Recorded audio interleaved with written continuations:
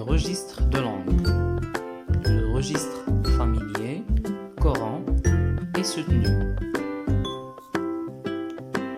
Commençons par le premier registre, le registre familier. On l'utilise principalement entre copains, entre écoliers, entre jeunes. Par exemple, j'ai adoré la bouffe, je kiffe vraiment ce restaurant. Dans cette phrase, nous avons des termes familiers comme la bouffe, c'est-à-dire le plat, le repas, et nous avons kiffe, je kiffe, c'est-à-dire j'aime. Et également nous avons restant, c'est-à-dire restaurant. Un autre exemple, j'ai pas vu ta bagnole. La même chose, dans cette phrase nous avons des termes familiers comme la bagnole, c'est-à-dire la voiture. Également une syntaxe non respectée parce que normalement on doit dire je n'ai pas vu, je n'ai pas vu. Mais dans cette phrase nous avons j'ai pas vu, donc on n'a pas respecté la syntaxe. Également un rapport familier entre les interlocuteurs. Nous avons dans cette phrase le tutoiement, ta bagnole. Le deuxième registre, c'est le registre Coran.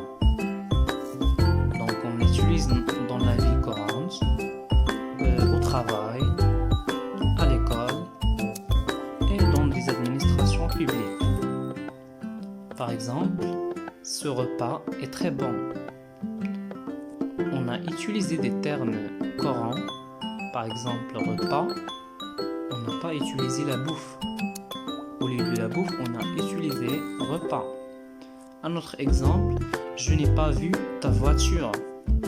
Également, on a utilisé des termes Coran comme la voiture, on n'a pas dit la bagnole, et le respect de la grammaire et de la syntaxe. Regardez bien, on a utilisé la négation. Je n'ai pas, ce n'est pas, j'ai pas vu. Le dernier registre, c'est le registre soutenu. Donc, ce registre est moins fréquent. Elle est utilisée principalement à l'écrit, par exemple, dans les discours officiels également, et dans les livres, dans les romans. Par exemple, dépêchez-vous, Charles-Henri, les forces de l'ordre sont en chemin.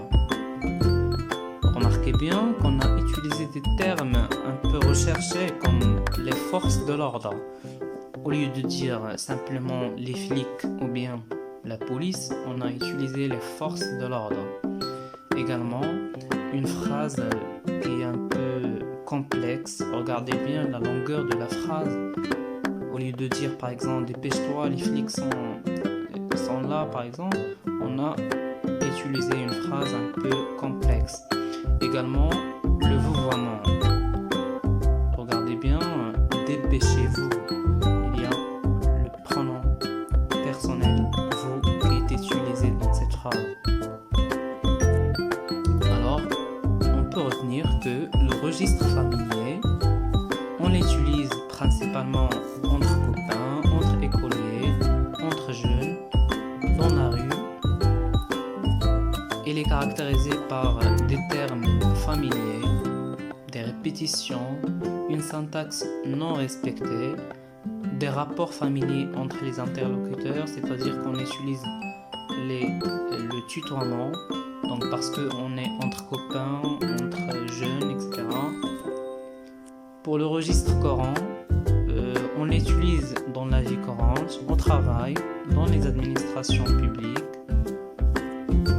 Il est caractérisé par des termes Coran, un respect de la grammaire et de la syntaxe, l'absence d'effet du style et le contexte est un contexte social et professionnel. Le dernier registre, c'est le registre soutenu. C'est moins fréquent, elle est utilisé principalement à l'écrit, dans les livres, dans les discours officiels. Donc, parmi ces caractéristiques, voilà, il est caractérisé par un vocabulaire recherché, rare, littéraire, poétique et très précis. Il est caractérisé également par des phrases complexes, une concordance des temps rigoureusement appliquée, et voilà.